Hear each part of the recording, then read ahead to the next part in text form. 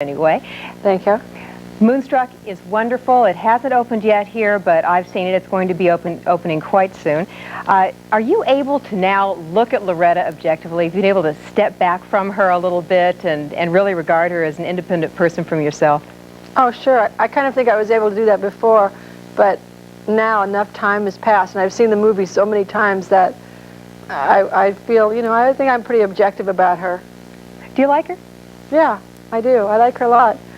And it's interesting. I don't really see me very much when I look at her, but I think she's a really good character. I think that maybe I'm happy because I don't see me. I really don't see much of me in it.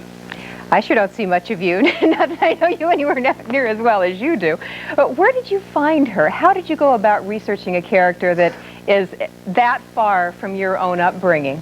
I don't think you can research it. It's not like finding information out about, like, if you're a doctor, how, that kind of research. It's more in kind of getting in with the cast and being one of them and just letting happen what happens, And I've seen people like her, and I've even known families like that, and so it wasn't. Once we got into it, it wasn't hard to do at all. The worst part was anticipating how hard it was going to be, and then once we started doing it, it was really easy. Did it help at all having lived in New York for a while when this character came around?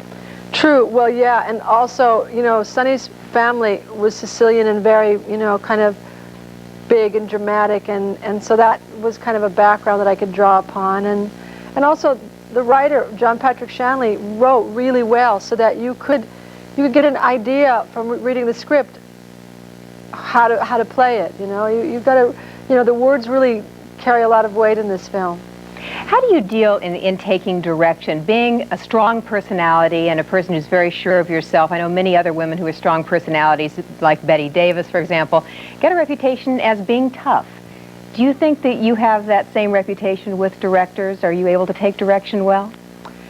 It depends on what you mean by direction. I like to work with people, and I think that if you talk to most of the directors that I've worked with, I think that they enjoyed working with me, but I have my own way of working, and I don't know by taking direction. I don't like people to tell me how to do my work, but I certainly like to talk about the work, and then I like to just kind of do it. You ever think you want to direct? Yeah, I mean, whether I'd be good at it, I directed a video, and that's about as far as I've gotten, and it's an okay video, but I had a lot of help, so I don't know. I mean, it's something to think about because I can't probably do this forever. I could, I'd like to do it for as long as I can, but I'd like to be active, and I think that that's a real, I think I might have something to contribute. I just don't know. Well, you've already had 5 or 6 successful careers. Why not a couple more? Right, why not another? What has your mother said about Olympia Dukakis and the relationship that you have there?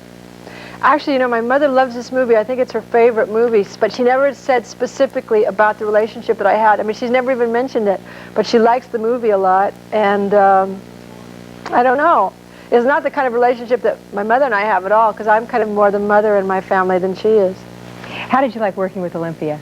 She's special, close to the heart to people up here, of course. Yes.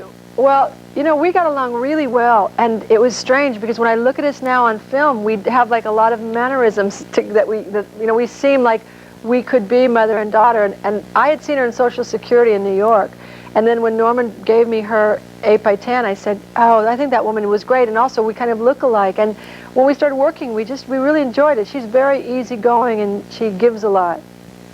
What have you found with all the success is something that you've been able to indulge in that you could, like if at 17 years old, if you'd been told you're going to be where you are now, what would you have said? Oh, I'm going to get and you did.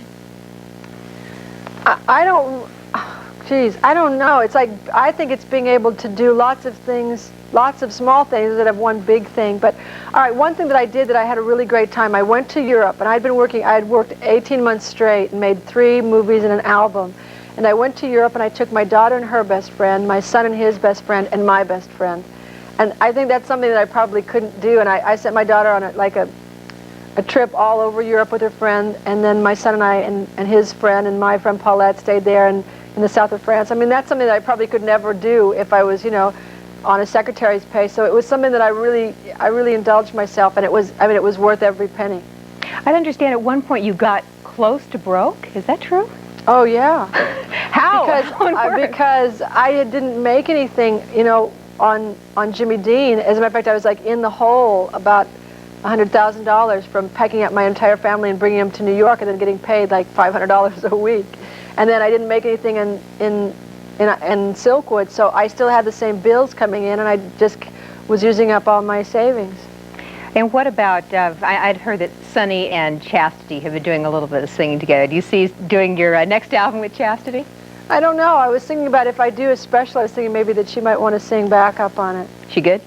Yeah, she really is. I would expect nothing less. Cher, thank you very much. And see a lot of pap, which has been carefully researched to